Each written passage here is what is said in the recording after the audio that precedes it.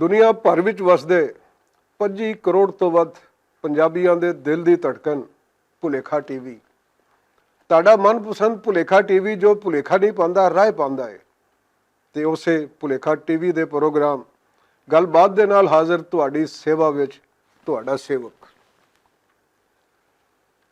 ਕੱਲ ਮੈਨੂੰ ਇੱਕ ਬੇਲੀ ਮਿਲ ਗਿਆ, ਨਜ਼ੀਰ ਸਾਹਿਬ ਕਸੂਰੋਂ ਆਏ ਸਨ ਤੇ ਇੱਧਰ ਉੱਧਰ ਘੁੰਮਦੇ ਘੁਮਾਉਂਦੇ ਮੈਨੂੰ ਟੱਕਰ ਗਿਆ। ਮੈਂ ਕਿਹਾ ਵੀ ਜਵਾਨਾ ਕਿੱਧਰ ਫਿਰ ਰਿਹਾ ਤੂੰ? ਕਹਿੰਦਾ ਯਾਰ ਤੇਰੀ ਕੋਈ ਸਿਫਾਰਿਸ਼ ਹੈ?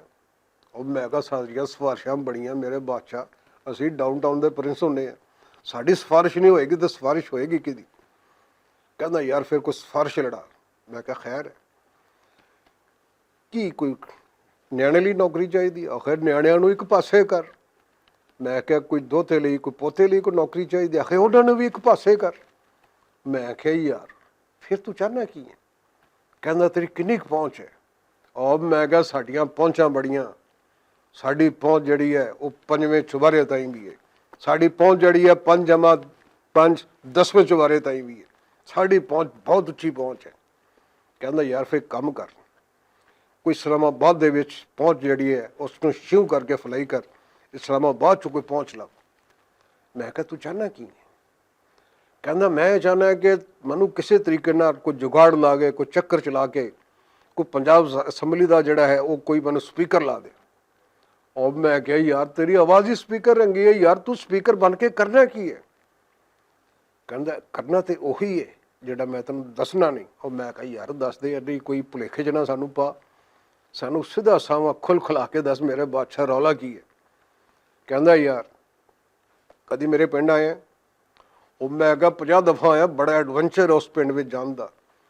ਕਿਤੇ ਸੜਕਾਂ ਟੁੱਟੀਆਂ ਪਈਆਂ ਨੇ, ਕਿਤੇ ਖਾਲੇ ਨੇ, ਕਿਤੇ ਟੋਏ ਨੇ, ਕਿਤੇ ਟਿੱਬੇ ਨੇ। ਬੰਦਾ ਸਵੇਰੇ ਟੂਰੇ ਤੇ 10 ਮੀਲਾਂ ਤੱਕ ਜਾਂਦਿਆਂ ਜਾਂਦਿਆਂ ਬੰਦੇ ਨੂੰ ਸ਼ਾਮ ਪੈ ਜਾਂਦੀ ਹੈ। ਐਡਾ ਐਡਵੈਂਚਰਸ ਪਿੰਡ ਹੈ ਤੇਰਾ ਯਾਰ, ਕਿੱਡਾ ਸੋਹਣਾ ਰਸਤਾ ਹੈ। ਪਿੰਡ ਜਾਓ ਤੇ ਬਿਜਲੀ ਕੋਈ ਨਹੀਂ, ਮੱਖੀਆਂ ਬੜੀਆਂ, ਮੱਛਰ ਬੜੇ, ਹੋਰ ਕੀ ਤੈਨੂੰ ਚਾਹੀਦਾ ਹੈ? ਇਸ ਤੋਂ ਜ਼ਿਆਦਾ ਸਹੂਲਤਾਂ ਤੂੰ ਕੀ ਲੱਭਣਾ? ਤੈਨੂੰ ਸਪੀਕਰ ਬਣਨ ਦੀ ਕੀ ਲੋੜ ਹੈ ਯਾਰ? ਅੱਜ ਕੱਲ੍ਹ ਸਪੀਕਰ ਦਾ ਜ਼ਮਾਨਾ ਗਿਆ, ਸਿਰਫ ਮਸੀਤਾਂ ਤੇ ਰਹਿ ਗਏ ਨੇ, ਤੇ ਤੂੰ ਯਾਰ ਕੁਛ ਹੋਰ ਬਣਨ ਦੀ ਕੋਸ਼ਿਸ਼। ਕਹਿੰਦਾ ਨਹੀਂ ਯਾਰ, ਸਾਡੇ ਪੰਜਾਬ ਅਸੈਂਬਲੀ ਦੇ ਸਪੀਕਰ ਨੇ 1 ਅਰਬ ਤੋਂ ਵੱਧ ਜਿਹੜਾ ਹੈ ਉਹ ਬਜਟ ਮਨਜ਼ੂਰ ਕਰਾਇਆ ਆਪਣੇ ਇਲਾਕੇ ਦੀ ਹਿਫਾਜ਼ਤ ਵਾਸਤੇ, ਆਪਣੇ ਇਲਾਕੇ ਦੀ ਡਿਵੈਲਪਮੈਂਟ ਵਾਸਤੇ। ਮੈਂ ਚਾਹੁੰਦਾ ਕਿ ਕੋਈ ਐਸਾ ਕੋਈ ਚੱਕਰ ਚਲੇ ਕਿ ਮੈਂ ਸਪੀਕਰ ਬਣ ਜਾ ਤੇ ਮੈਂ ਵੀ 1 ਅਰਬ ਤੇ 30 ਕਰੋੜ ਤੋਂ ਵੱਧ ਦਾ ਬਜਟ ਜਿਹੜਾ ਆਪਣੇ ਪਿੰਡ ਲੈ ਜਾ।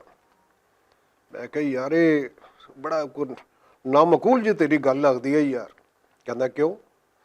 ਮੈਂ ਕਿਹਾ ਯਾਰ ਜੇ ਤੇਰੇ ਇਹ ਬਜਟ ਹਰ ਪਿੰਡ 'ਚ ਪਹੁੰਚ ਜਾਏ ਜਿਹੜਾ ਸਪੀਕਰ ਸਾਹਿਬ ਨੇ ਆਪਣੇ ਪਿੰਡ ਪਹੁੰਚਾਇਆ ਹੈ, ਤੇ ਫਿਰ ਯਾਰ ਹਰ ਪਾਸੇ ਸੜਕਾਂ ਬਣ ਜਾਣਗੀਆਂ, ਹਰ ਪਾਸੇ ਬਿਜਲੀ ਆ ਜਾਏਗੀ, ਹਰ ਪਾਸੇ ਡਿਸਪੈਂਸਰੀਆਂ ਬਣ ਜਾਣਗੀਆਂ, ਹਰ ਪਾਸੇ ਸਕੂਲ ਬਣ ਜਾਣਗੇ। ਤੇ ਯਾਰ ਉਹ ਜਿਹੜਾ ਗਲੈਮਰ ਹੈ ਸਾਡੇ ਮਾਜ਼ੀ ਦਾ ਕਿ ਇੱਧਰ ਟੋਇਆ, ਇੱਧਰ ਟਿੱਬਾ, ਬਿਜਲੀ ਕੋਈ ਨਹੀਂ, ਮੱਖੀਆਂ ਨੇ, ਮੱਛਰ ਨੇ, ਇਨਵਾਇਰਮੈਂਟਲ ਪੋਲੂਸ਼ਨ ਹੈ, ਤੇ ਲੋਕੀ ਜਿਹੜੇ ਨੇ ਮੁੜਕੀ ਹੋ ਕੇ ਇੱਕ ਦੂਜੇ ਨਾਲ ਖੈਬੜ ਰਹੇ ਨੇ, ਯਾਰ ਸਾਡਾ ਕਲਚਰ ਖਤਮ ਹੋ ਜਾਏਗਾ। ਕਹਿੰਦਾ ਯਾਰ ਕਲਚਰ ਮੁੱਕੇ ਨਾ ਮੁੱਕੇ, ਕਲਚਰ ਤੇ ਅਸੀਂ ਬਚਾ ਲਾਂਗੇ।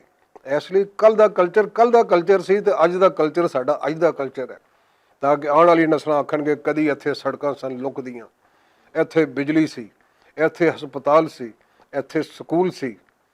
ਤੇ ਮੈਂ ਕਿਹਾ ਗੱਲ ਸੁਣ, ਇਹ ਜਿਹੜੇ ਉਤਰੇ ਲੋਕ ਨੇ ਨਾ ਉਹਨਾਂ ਦੀ ਪਹੁੰਚ ਮੇਰੇ ਤੋਂ ਵੀ ਉੱਚੀ ਹੈ। ਲਿਹਾਜ਼ਾ ਅਗਰ ਮੈਂ ਕਿਸੇ ਅੱਗੇ ਸਿਫਾਰਿਸ਼ ਕੀਤੀ ਇੱਧਰ ਉੱਧਰੋਂ ਚੱਕਰ ਚਲਾ ਕੇ, ਤੇ ਉਹਨਾਂ ਨੇ ਕਹਿਣਾ ਛੱਡ ਪਰਾਂ ਯਾਰ।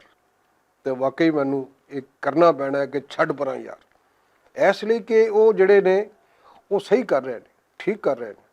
ਉਹ ਚਾਹੁੰਦੇ ਨੇ ਸਾਡਾ ਕਲਚਰ ਮਹਿਫੂਜ਼ ਰਵੇ। ਕੱਲ੍ਹ ਨੂੰ ਕੋਈ ਟੂਰਿਸਟ ਆਉਣ ਤੇ ਉਹ ਆਖਣ ਯਾਰ ਇਹ ਤੁਹਾਡੇ ਪਿੰਡ ਨੇ, ਇੱਥੇ ਸੜਕਾਂ ਹੀ ਸੜਕਾਂ ਨੇ, ਇੱਥੇ ਬਿਜਲੀ, ਇੱਥੇ ਸਕੂਲ ਹੈ, ਇੱਥੇ ਡਿਸਪੈਂਸਰੀ ਹੈ। ਇਹ ਤਾਂ ਅਸੀਂ ਪੂਰੀ ਦੁਨੀਆ 'ਚ, ਪੂਰੇ ਯੂਰਪ 'ਚ ਵੇਖ ਰਹੇ ਹਾਂ। ਇੱਥੋਂ ਦਾ ਕੀ ਕਮਾਲ? ਕਿੱਥੇ ਗਏ ਤੁਹਾਡੇ ਟੋਏ? ਕਿੱਥੇ ਗਏ ਤੁਹਾਡੀਆਂ ਟੁੱਟੀਆਂ ਸੜਕਾਂ, ਉਹ ਸੋਲਿੰਗ ਦੀਆਂ ਸੜਕਾਂ? ਕਿੱਥੇ ਗਈਆਂ ਤੁਹਾਡੀਆਂ ਬਿਜਲੀਆਂ ਤੇ ਉਰਾ ਪਰਾਂ ਉਹ ਦੀਵੇ ਤੇ ਉਹ ਲੈਲਟੇਨਾਂ? ਤੇ ਯਾਰ ਇਹ ਕਲਚਰ 'ਚ ਕੋਈ ਗੜਬੜ ਜੀ ਹੋਏਗੀ।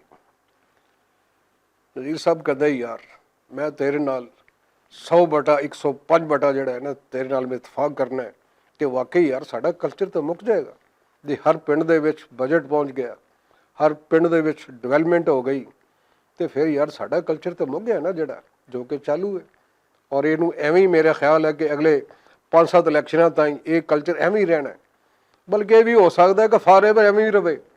ਇਸ ਲਈ ਕਿ ਸਾਰੇ ਵਸੀਲੇ ਯਾਰ ਕਦੀ ਇੱਕ ਬੂਹੇ ਨੂੰ ਵੜ ਜਾਂਦੇ ਨੇ, ਕਦੀ ਦੂਏ ਬੂਹੇ ਨੂੰ ਵੜ ਜਾਂਦੇ ਨੇ, ਕਦੀ ਤੀਏ ਬੂਹੇ ਨੂੰ ਵੜ ਜਾਂਦੇ ਨੇ, ਤੇ ਅਸੀਂ ਜਿਹੜਾ ਹੈ ਸਾਨੂੰ ਸਮਝ ਨਹੀਂ ਆਉਂਦਾ ਯਾਰ ਅਸੀਂ ਕਿਹੜੀ ਖੁੱਡ ਵਿੱਚ ਵੜੀਏ। ਗੱਲ ਨਿੱਕੀ ਜਿਹੀ ਯਾਰ, ਫਰੂਕਾ ਕੀ ਬਣੇਗਾ ਇਸ ਦੁਨੀਆ ਦਾ? ਮੈਨੂੰ ਤੇ ਕੋਈ ਸਮਝ ਨਹੀਂ, ਤੁਹਾਨੂੰ ਹੈ ਜੇ ਸਮਝੋ ਤੇ ਸਮਝਾਓ, ਕਹਾਣੀ ਬੰਨੇ ਲਾਓ। ਗੱਲ ਨਿੱਕੀ ਜਿਹੀ ਯਾਰ, ਫਰੂਕਾ ਕੀ ਬਣੇਗਾ ਇਸ ਦੁਨੀਆ ਦਾ? ਗੱਲ ਨਿੱਕੀ ਜਿਹੀ।